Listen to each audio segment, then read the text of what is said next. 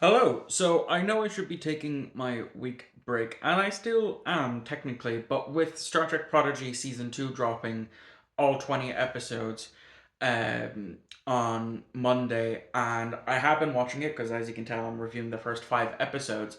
And the reason why I'm doing breaking up into 5 episode blocks for my reviews, which means it'll be 4 videos spread over the next 4 Wednesdays, is simply because, as you can tell by the length of this video, it was just 40 minutes from me reviewing episodes 1 to 5. If I had done episodes 1 to 20, it would be potentially an hour and a half to 2 hours long, which I'm not opposed to doing because I have posted, a 3 hour video here, 2 hour video there, an hour video here.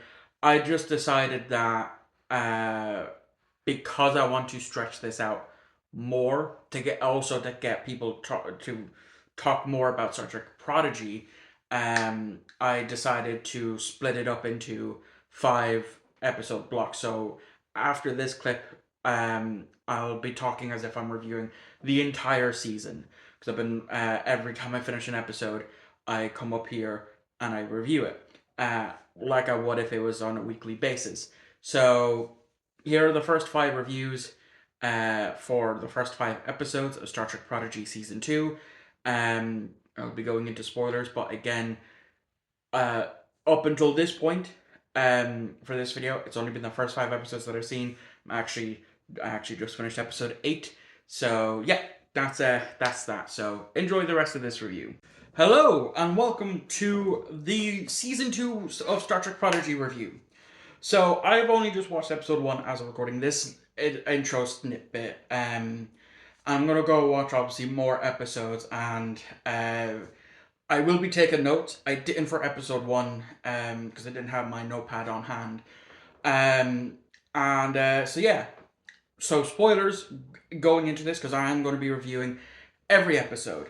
Um, I'm not sure if I'm going to do it after I've finished that episode. Just come and review it, and then go watch another episode. I don't know if I'm binging it all in one go or if I'm going to spread it out over a couple of days. But if you haven't seen season 2 of Prodigy yet, please do go watch it. It's on Netflix. If more people go and watch it, then we're more than likely to get a season 3. And I seriously hope that we do, because I do love Prodigy. I will admit, when I started watching Prodigy season 1, when that came out, I was only watching it because Kate Mulgrew, Captain Janeway, was back, voicing a hologram Janeway, and then later Admiral Janeway. And, you know, I grew to love it as the episodes went on and as the characters developed.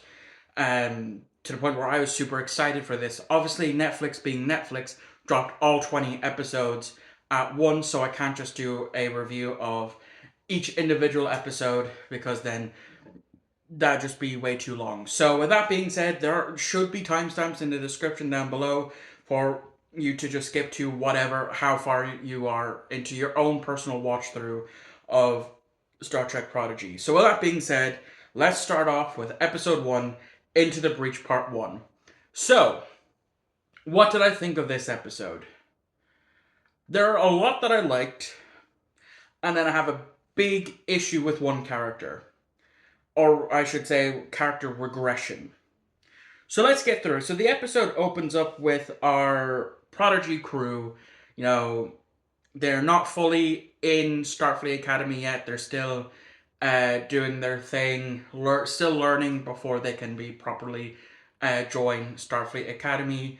Waiting for something from Admiral Janeway, and they all get contacted by Admiral Janeway saying that they are needed. So they go to this area.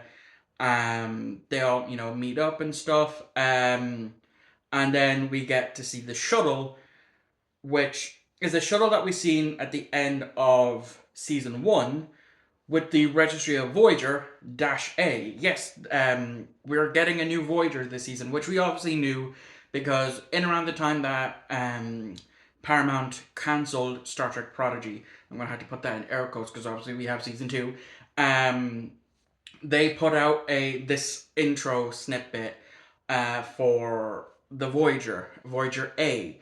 which is a Lamar class, and she looks beautiful. I love her. I love Voyager. I have made it known that Star Trek Voyager is my favorite out of all the Star Treks, and Kate Mulgrew, Captain Janeway, is my favorite captain.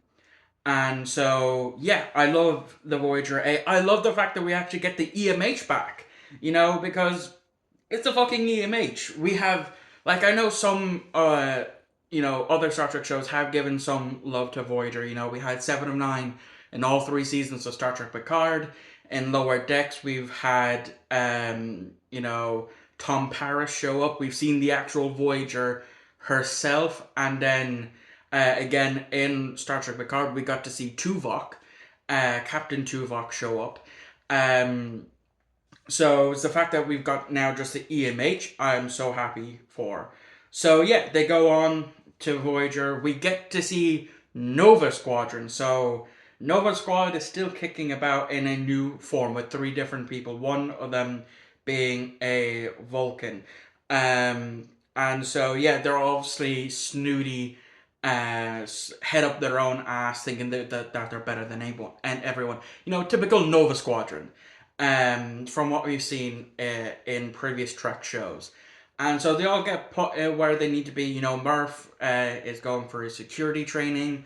We have Jake and Pog in engineering. We have the Demetrion. Sir, I forgot her name. Is in with the medical. We have Dell in being in command training, but he has a lot of reading to do. Rock is in cetacean ops, which is great to see, because we've only ever seen that once before, and that was in Lower Decks. And so yeah, here's my big gripe with this episode, and that is for Dell, because throughout this episode, it felt like a massive character regression for me. Now, I'm just, again, basing off of, I've only seen episode 1. Things could change by episode 20 by the season's end, but it's annoying because he's annoying. Like, every time he's talked about he wants to go back to the things we were with when they were on the USS Prodigy, the Protostar ship, and all of that. It just annoyed the piss out of me. We also get our cameo from Gwyn in this episode. Dell contacts her, which is nice to see, but I'm not sure how. Like, I think she'll be more frequent later on in the season. Early in the season, I don't know, because she could have been off filming for the Fallout TV show. The voice actress could have been off filming for the Fallout TV show at this point. And yeah, so two things get mentioned. Two admirals also get mentioned. One is an Admiral Picard, because at this point in the timeline where Prodigy is taking place, the Romulan evacuation is undergoing. So we know exactly where this is taking place. It's taking place before Romulus destruction, but it's also before the synth attack on Mars, which we learned about in season 1 of Star Trek Picard. And then there's also another admiral that gets mentioned, Admiral Dickhead Jellicoe himself. From, I believe it was the episode Chain of Command. Correct me if I'm wrong. I'm not all that versed with TNG like I would be with Voyager. And so the plan was, this wormhole has opened up. It's potentially disabling the timeline. Janeway, end of last season, she got the SOS from Chakotay, and whoever is left from his original Prodigy crew, Protostar crew, and Janeway wants to have this time ship in a Dock 3, Hangar 3 type of thing, to fit it up, get it ready, so that way her XO and the two, her chief medical officer and the EMH can then go and retrieve Captain Chakotay. And then the episode also just ends rather abruptly. And yeah, so that's episode one in a nutshell. I liked it. I liked the callbacks. I love the look of the Voyager A. Deldo, massive pain in my ass so far. But I'll see how things go moving forward. With when I watch Into the Breach Part Two and all the other episodes, because I have looked at all the titles for these episodes, and a lot of them has me intrigued. So I'm gonna go watch episode two, and of course I'll be back in a second to do some more review. Okay, so I finished Into the Breach Part Two, and I have of course taken a few notes. So let's get into it. So continuing on from episode one, part one, we now actually do follow Gwyn as she returns to Solom. She returns in a shuttlecraft with a I can't remember if what rank they were, but they were a trill. Um, and so Gwyn beams down onto Solom, um, and she immediately gets brought before the Grand Elders, as I'm just going to refer to them as. So yeah, there is an A and B plot. So I'm going to focus on the solemn part first before we join the rest of our Protostar crew. So yeah, turns out Essentia beat Gwyn to Solemn by a good bit and managed to convince them of what was what the bad side of the things that the Federation is and all that. And they actually destroy the shuttle. Interesting that it's a shuttle that made there. I'm not too sure if it was an actual ship that they sent to Solemn, or if any just shuttle now has been outfitted with quantum slipstream or any fast propulsion that can get to the Delta Quadrant that quickly. Um, I don't know. I'm pretty sure Solemn is in the Delta Quadrant. Anyway, yeah. So once again, Essentia is voiced by Jamil, who I know from The Good Place, and I remember when they announced that she was going to be a part of the second half of season one of Prodigy. I was excited because I had just finished watching The Good Place, and I really enjoyed her character of Tahani. And to find out that she's a Star Trek fan, I was astonished because as a Star Trek fan myself, I find it interesting when I find out that other celebrities or such are Star Trek fans. Like I'm pretty sure Tom Hanks is a big Star Trek fan. Or rather was a Star Trek fan. I'm not too sure if he's been keeping up with all the newer stuff. I highly doubt it. But yeah, interesting to know. So yeah, amazing voice actress, amazing actress in general. So I'm happy enough with that. So we see Essentia as well as past Essentia, because that's how she was able to prove that she was from the planet, and that Gwyn was a imposter. And so Gwyn escapes, and she's on the run from her people because the shuttlecraft also gets destroyed when Gwyn tries to get beamed out of there because of course the botched first contact. Um, and so eventually she gets a feeling of someone. And that someone is the diviner from season one, her father.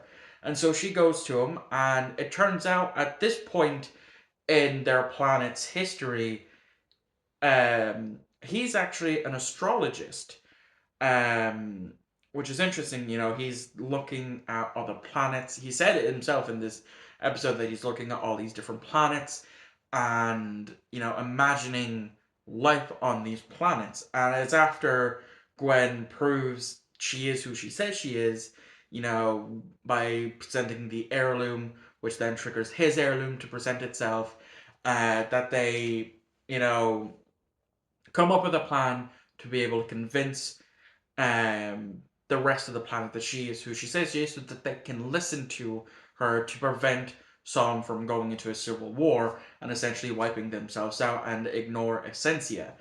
Um, and that is by some sort of combat of an ancient tradition that they haven't used for over a millennia. And that's where that bit ends. So then, of course, we go back to Voyager A, uh, when they actually approach the wormhole. And I really do not like Del in these past two episodes. He has become, like I said, massive character regression. So, um, going to go back to my notes. So, so this is after they discover, what was in Shuttle Bay 3, the hidden Shuttle Bay. Um, and so he's like, I want to, find out more of this. So again, he goes back into the Jeffrey tubes. He manages to go sneak onto the bridge, and he falls through after this weird thing anomaly appears and tries to warn them from sending in a ship, because again, they're not ready. They're waiting from the actual official go ahead from the Admiralty. And as her first officer is throwing Del off the bridge, Del mentions Shuttle Bay 3.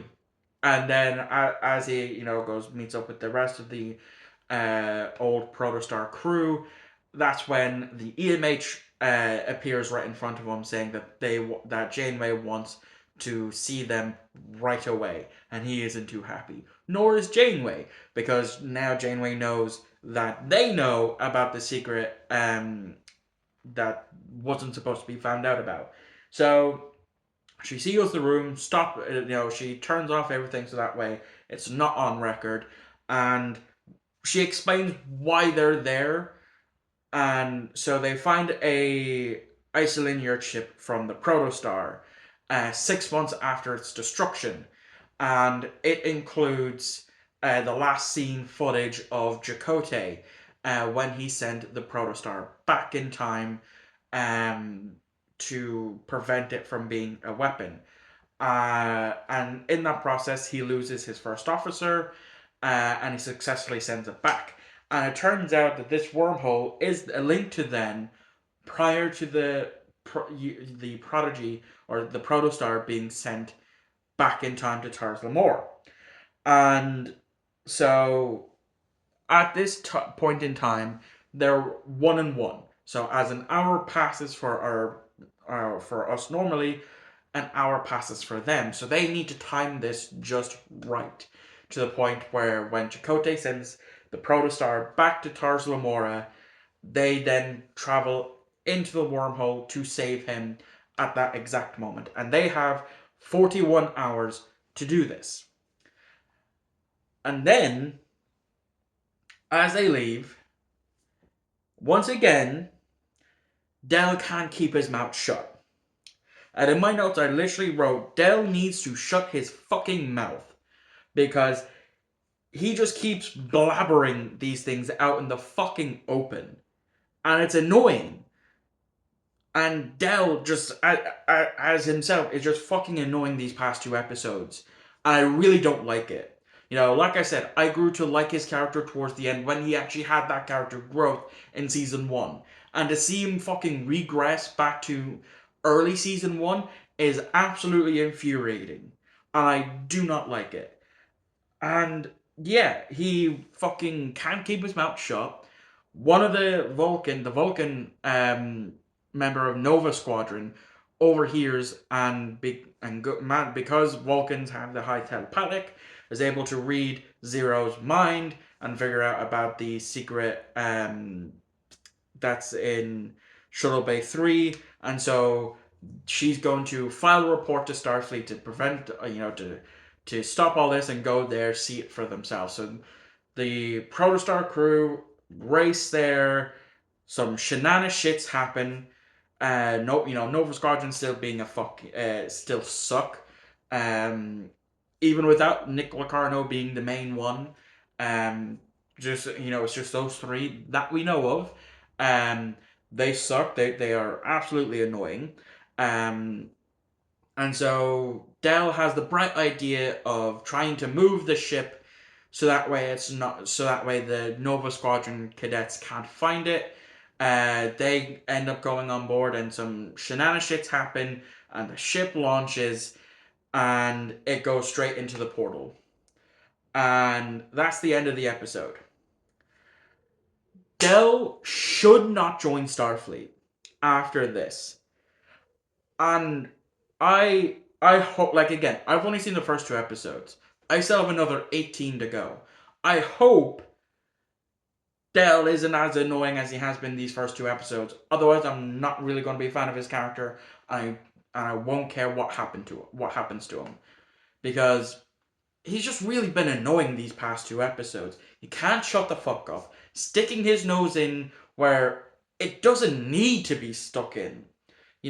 Had he just done what he was supposed to, learn, actually fucking read, because the main thing is Dell doesn't know the whole temporal mechanics stuff, and he's been told to read Temporal Mechanics 101 to actually understand what's going on. He had Gwen explain it to him in dumbed down terms in part one, and he had to again get it dumbed down for him in this episode, and he is just he's the worst, and I really don't like him in these past two episodes. But that's all I have to say for this.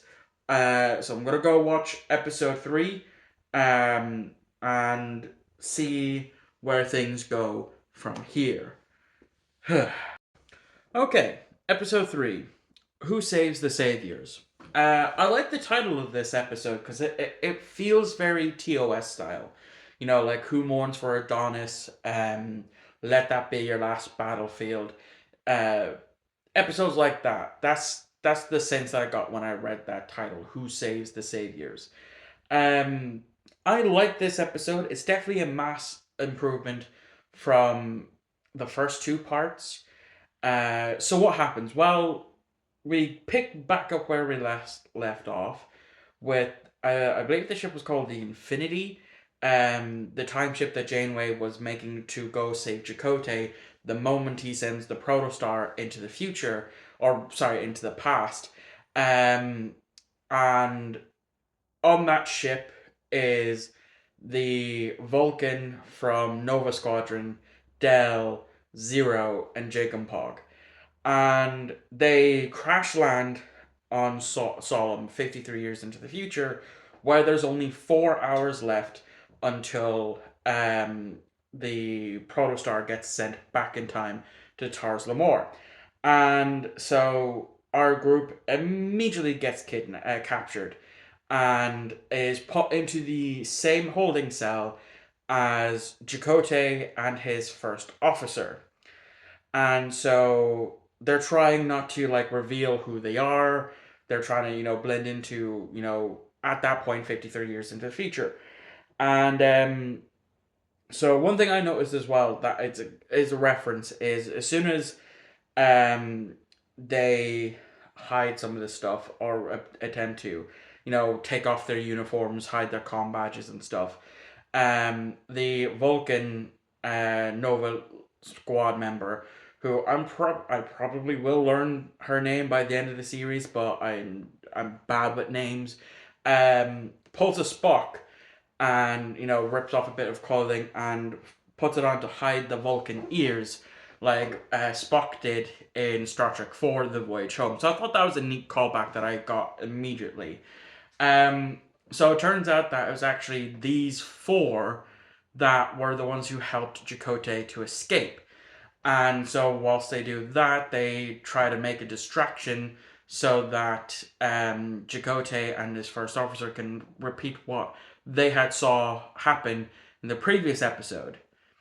But that does not go as planned. You see, a disruptor gets knocked out of Dell's hand, and because it's in the direct vicinity of where Chakotay sends off the protostar, he picks it up, and they both make it onto the protostar, and then they make it back, thus changing the timeline. So our protostar crew is still there with the Vulcan, and they realize how royally they fucked up. Not only that, because if the protostar didn't end up on Tars Lamor, Gwyn doesn't exist, and that leads us into the B plot of Gwyn does the challenge, asks for the challenge. They had to leave their heirlooms behind. They go into the pit where their heirlooms come from, and it's a fight between Essentia, future Essentia, and Gwyn. And it looks like Gwyn's about to win, but because of the timeline change, she starts to fade in and out, and that gives future Essentia the opportunity to reach the surface and win, trapping Gwyn down below. And that's the end of the episode. I also noticed something interesting. I noticed it in episode 2 as well. The look on Pasta Sensia's face. She doesn't seem too sure of herself. And I think that's, again, this is just me only having watched in the first 3 episodes. I haven't watched the other 17 episodes, so I could be wrong on this one. Um, but I get my theory of what could potentially happen.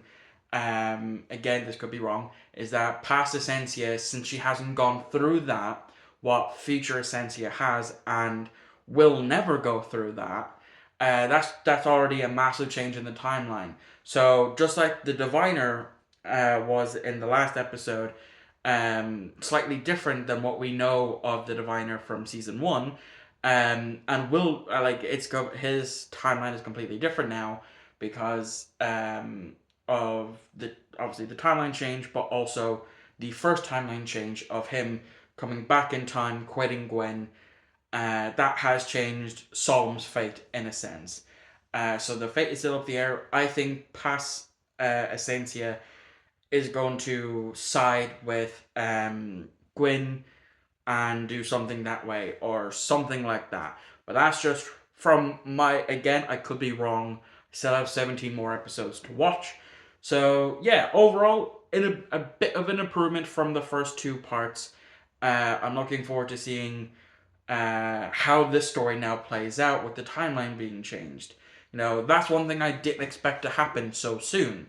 It's nice to see Chakotay again, though he didn't really have much to say. So maybe in other parts that we see Chakotay in, Chakotay with a beard from the trailer, um, will be interesting. So yeah, that's all I have for this episode. I'm gonna go watch episode 4 now, and I'll let you know what my thoughts are then.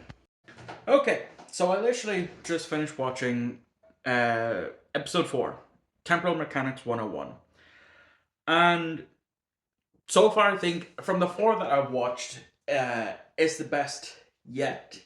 I'm sure as I go through the other 16 episodes, that sentiment might change. But this is a very interesting episode for the ending, but just throughout the whole process of it. So the episode picks back up on Voyager with Rock Talk looking for Murph. And she sees Murph in this area, which I don't know if that's Cetacean Ops that he's in. No, it's not Cetacean Ops. Maybe it's Astrometrics.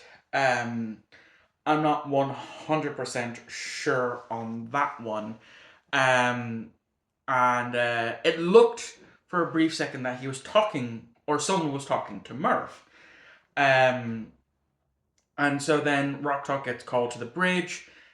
She comes up with a way to be able to communicate with the with our main group in 52 years into the future, and they eventually lose contact, and then they get Dell gets a message, and that is save Gwyn with after receiving some coordinates.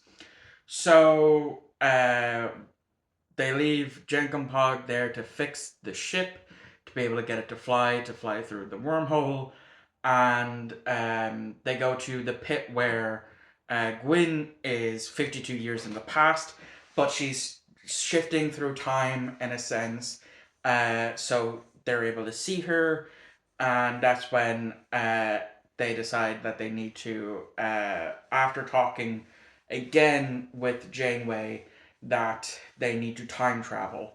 And so finally Del reads temporal mechanics 101 to understand everything as they're building, turning this ship into a time machine, which felt very Doctor Who like.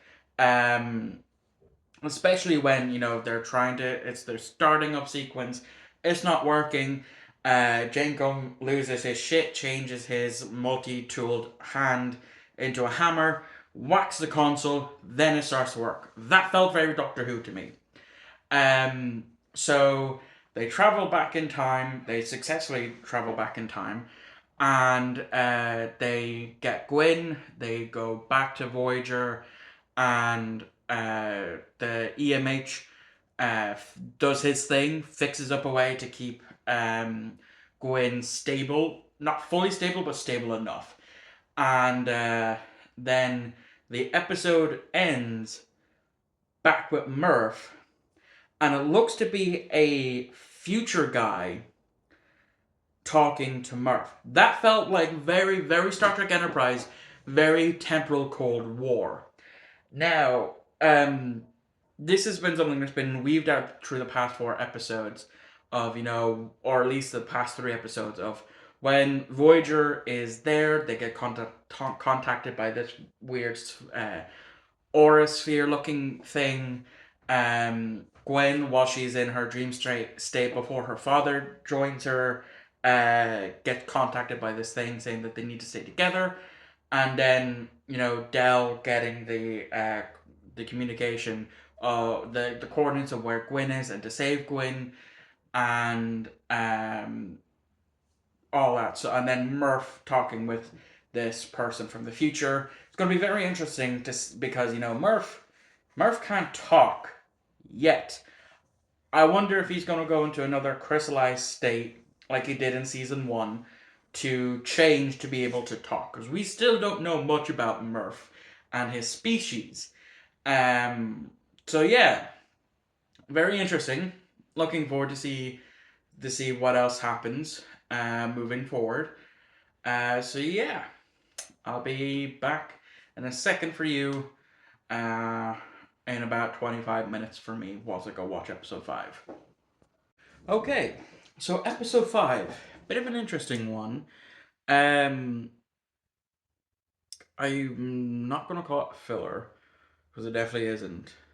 Uh, I mean, kind of is a tiny bit, but it does progress the plot. Anyway, so this episode, um, was called, when I was looking at it, episode 5, the mysterious symbol, but in the opening credits, it was called something else.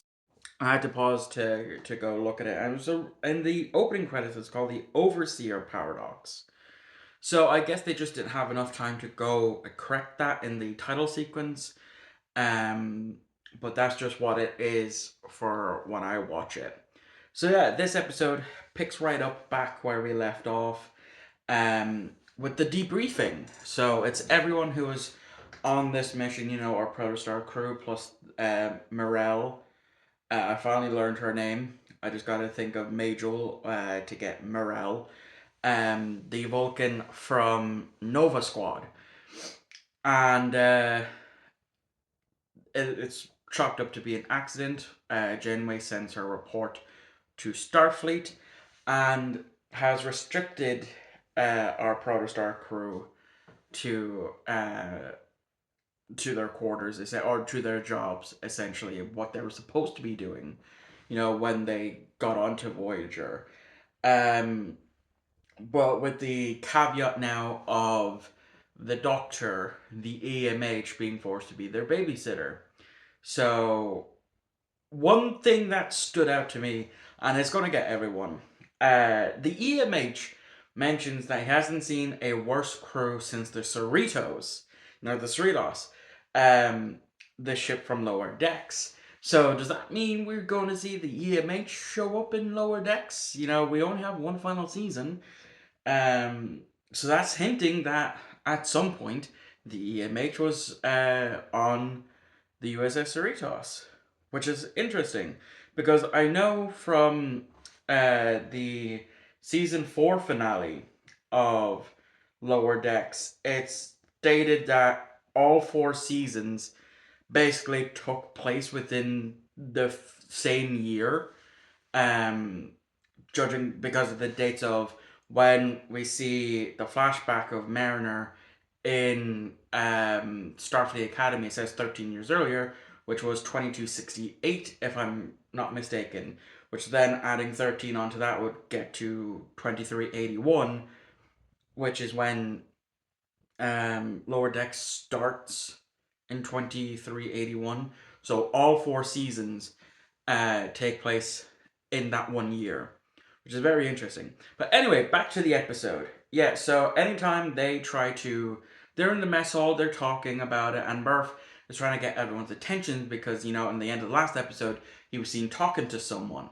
And he steals a bunch of people's food off their plates and creates this symbol, which is the same symbol that Gwyn saw in the last episode. And so they're trying to figure it out. They're also trying to, you know, rejig the universal translator to actually speak to understand Murph. And hijinks ensues to the point where one of them has to, uh, Zero, ends up talking to the Doctor about his latest holo novel.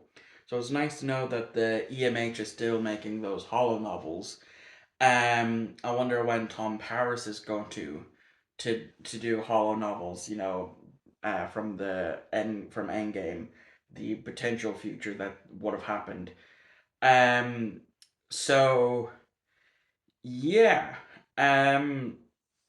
Then whilst they're trying to figure that out and it's not going well, Rock Talk wants nothing to do with them. She's just doing her own thing. With the whales and subtation ops. I struggle with that. For saying subtate. I'm even struggling now. Certation ops. Uh, so she's just there doing her thing. Um, and so then Janeway with her first officer and the chief doctor from the Dauntless from last season are in the hidden Shuttle Bay 3. They get a message from Admiral Jericho, and he speaks. And I looked it up, and it is him, the original actor who played Jellicoe in Star Trek: The Next Generation. And I kind of got spoiled that he's going to be in at least 8 episodes. So 7 more episodes after this. So it's going to be very interesting to see that because, he's become sort of like a fan favorite amongst people after Chain of Command. I think it was Chain of Command. I should have looked that up prior, but I'm too tired. I want to get this done so I can go lie down and sleep.